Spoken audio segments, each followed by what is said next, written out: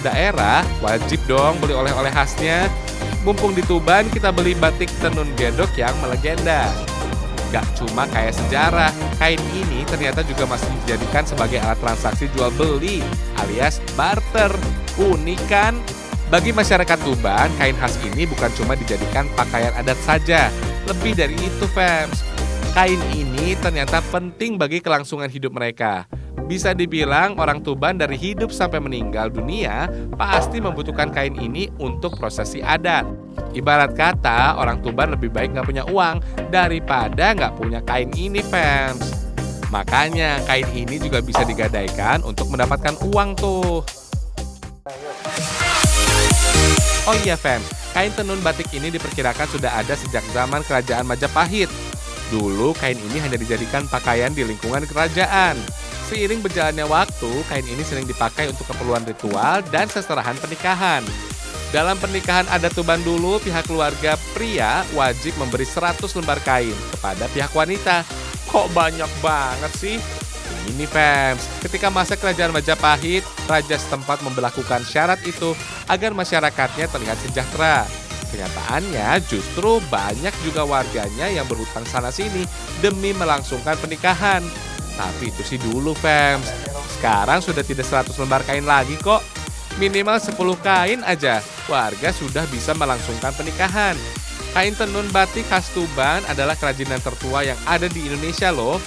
Sampai sekarang hanya terdapat satu daerah yang warganya masih membuat kain tenun batik secara tradisional. Lokasinya berada di Kecamatan Kerek, Kabupaten Tuban. Di sini terdapat sekitar 17 desa yang memiliki kemampuan membuat kain tradisional dengan cara yang berbeda-beda, fams. Proses bikinnya mulai dari menanam kapas, memintal benang, menenun, sampai membatik. Uniknya, hanya desa Kedung Rejo yang bisa melakukan seluruh proses pembuatan kain ini loh. Untuk membuat kain dengan jumlah massal, warga desa Kerek bekerja sama dengan desa lainnya dalam proses penyediaan bahan bakunya. Kemudian semua bahan dikumpulkan ke desa Kedung Rejo untuk diolah menjadi sebuah kain tenun batik. Dalam proses pembuatan tenun batik, bahan yang digunakan juga cukup unik dan cuma ada di Tuban. Ini dia, fans, kapas coklat. Berbeda dengan kapas berwarna putih, di Tuban kapas coklat jumlahnya sangat terbatas. Iya, di sini tuh yang unik ya. Pertama itu dari kapasnya, itu ada 2 jenis, kapas putih dan kapas coklat. Jadi kapas coklat yang orang menamakan istilahnya kapas lowo karena bentuknya seperti bulu kelelawar gitu.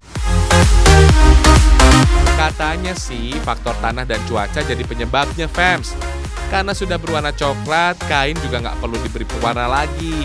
Makanya harga kain tenun batik jauh lebih mahal.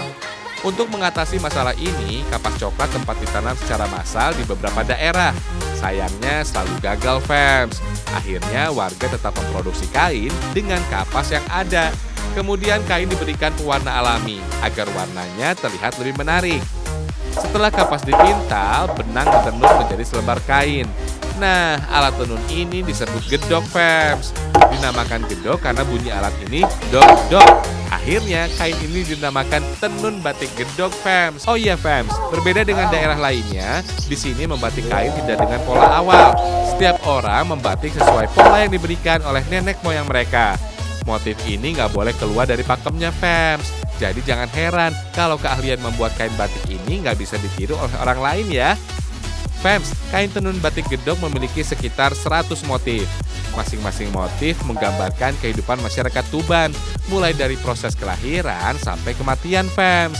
Tujuan utamanya adanya kain tenun ini untuk melanjutkan tradisi, budaya, dan sejarah yang diwariskan oleh leluhur mereka, sehingga tidak hilang termakan waktu.